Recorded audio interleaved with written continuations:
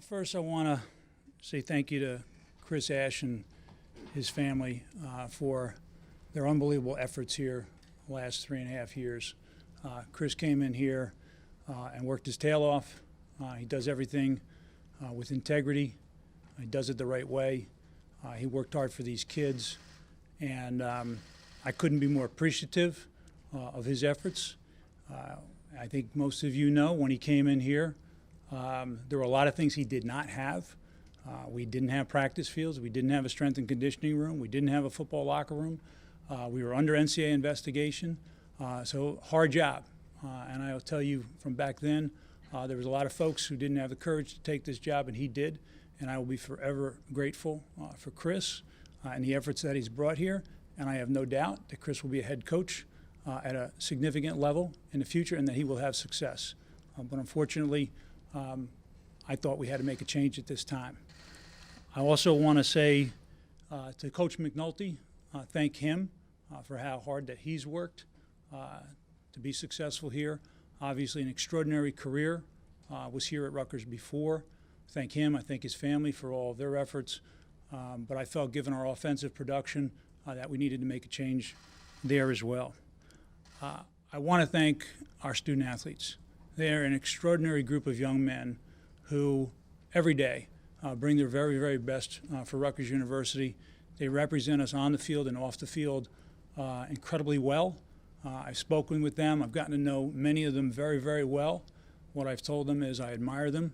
I think they're outstanding young men, and I know that they are going to work really, really hard over the next 8 weeks for Coach Campanelli as he goes forward. I want to thank our football staff. We have a great group of men who are working, and I include our strength and conditioning staff and Kenny Parker. Great group in that room who are committed for the remaining 8 weeks to bring everything they can to have success for Rutgers University and for these young men. They deserve it. And any number of them really could have served in the interim role here, but I felt that Coach Campanelli brings a set of leadership skills and an offensive mind that he will bring to this effort, which will give us an opportunity to have success going forward, and that's what I want. This season is not over. The new season starts on Saturday against Maryland, and so we're really excited about that. And with that, I'll take questions. When did you know that you had to make a change here? Saturday night. I came home from the Michigan game, and look, our barometer going into this season, as everyone knows, was significant improvement. And that wasn't just my barometer, that was Coach Ash, and it was our shared measure of what we wanted to see this season. And I know some folks will say, well, the game's coming up. There's no days off in the Big Ten. And I just saw some things in terms of lack of offensive production, my concern about penalties and some of the things. And I think we have more talent in this room and on this team than we were showing in the game. So that's why Saturday night I concluded that we needed to make a change. Those are really hard. It's very hard to do that in season. Obviously, it's difficult for your student athletes, difficult for the coaching room, but I wanted to give our kids the best opportunity to be successful going forward for the remaining 8 games of the season, and so that's why I made the decision. Sunday morning, I reached out to Dr. Barchi and Greg Brown, chairman of our athletic subcommittee, told them that that was the direction that I wanted to go, and they offered their support for that and for the decision to promote Coach Campanelli to interim head coach. I want to ask you about the process of the search. It's a 2-month process. I'm assuming you can't hire, you're not going to hire anyone before the end of the season? My intention right now is that we would hopefully be in a position to announce at the end of the season. Do you plan on forming a committee, search firm, or board of trustees, having any other? No, thank you for the question. So, no, we're not going to have a search committee. Obviously, this is a very important decision for myself, for Rutgers University, for our fans as we go forward. I'm always open to opinions and information from folks, and I always seek out a lot of advice for folks. But we need to be deliberate in this. We need to be able to move quickly if necessary. You know what happens in coaching right now, and likely as we near the end of the season, we'll see some other openings open up. And so obviously I'll continue to consult with Greg Brown, our chairman of our athletic subcommittee, and then obviously bring a recommendation to Dr. Barchi at the appropriate time when we're ready to go. You asked about a search committee. Probably will employ a search committee. We'll probably start having some conversations with some of those organizations late this week, next week, before we make a decision. But they can be invaluable in the process. They act as a funnel for information. Obviously, if folks want to reach out either themselves or through intermediaries, I'd rather not be handling that part of the process because we want to use all of our efforts and our time to make a considered decision to bring the very best coach here to Rutgers University. How do you make a move like this so early in the season?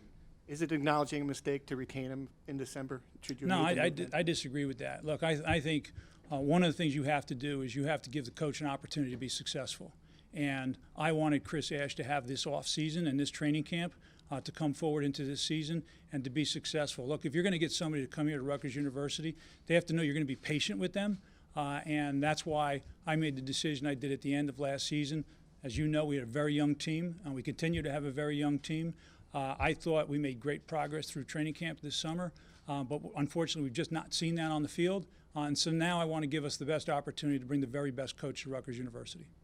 Criteria you might have? It's not going to be, you look an offense guy, a guy with head coaching experience. Is anything you can share in that regard? I'm looking for the very best coach who will make Rutgers football competitive and compete for Big Ten championships. That's why I came here. I want to go to a Rose Bowl. All right, so I want a coach that I believe is capable of making us competitive on the field and competing ultimately for Big Ten conference championships. You knew this was going to come, but I'm assuming you don't want to talk about anyone who's obviously a current coach, but Greg Schiano, there's been a lot of talk about him. Do you anticipate Greg Schiano being a candidate for this job? Anyone who can help Rutgers football be competitive and win conference championships is a candidate for this position. Have you talked to any candidates so far? No.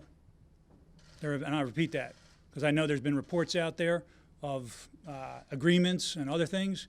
I have had no conversation with anyone about the permanent position of being head coach here at Rutgers University.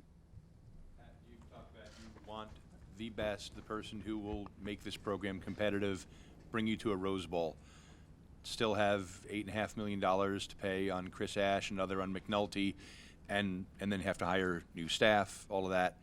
How constrained will you be, if at all, financially in that regard? Well, we're in a very fortunate position to be part of the Big Ten here, and obviously that means a very different financial position as we go forward.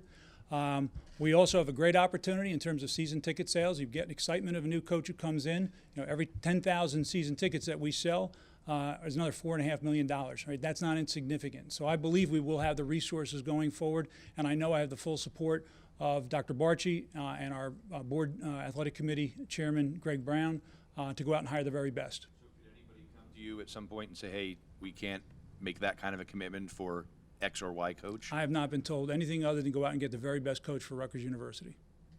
Let's have two more questions. Pat, you mentioned when Chris came here, all the things you didn't have, you have them now. Do you have enough here right now to go to a Rose Bowl? Let me tell you something. Rutgers University, this is a great job. This is a great job. We have other things. Right? We've not closed the gap fully, but this is a great job here. We have a wonderful strength and conditioning facility. We've got a new football locker room. We've got a pledge to build a new team lounge that will get started hopefully in the next 12 months. We've got the Rodkin Academic Success Center that the steel is now up, and that will open next December. So they'll have the very best in academic support. So we have many, many components. The Marco Battaglia football practice fields are the best in the conference. So I think coaches are going to look at this and they're going to say they've made some real investments at Rutgers University. Is it an easy job? No, it's not an easy job. Is it a great job? It's absolutely a great job, and I think we're going to get a lot of interest around the country. Pat, just a two-part question. First one, you know, giving Nunzio both the responsibility of interim coach and offensive coordinator, that's a lot for any veteran coach. Was there any concern in your mind, given that his lack of experience at this level would jumping all that responsibility on him?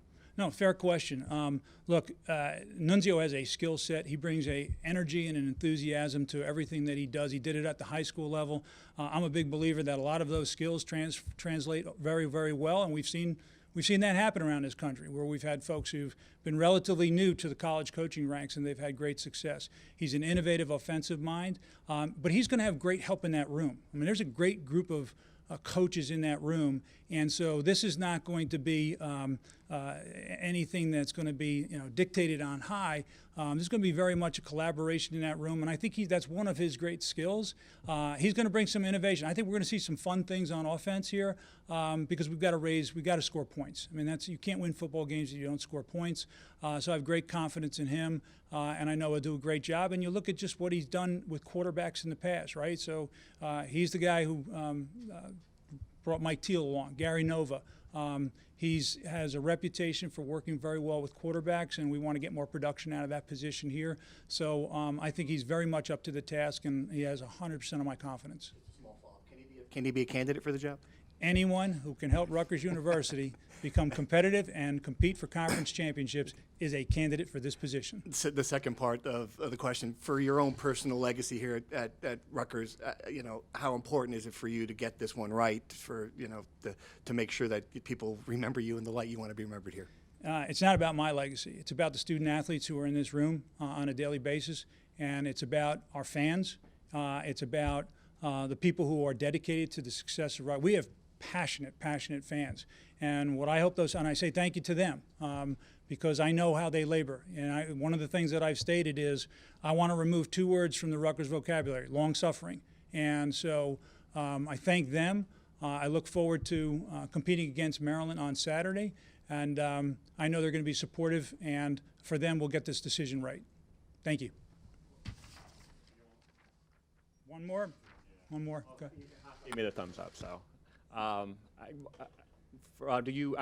the process, do you plan on consulting any former players during the search? So look, I love getting counsel from, particularly our letter winners. I'm going to single out 2. Todd Frazier and Bobby Brownlee were tremendously helpful during the search that led to Steve Owens, and we're all very excited about the Steve Owens tenure beginning. So, absolutely, I will reach out and talk to and consult with anyone who I think can bring an informed opinion to this search process. Thank you.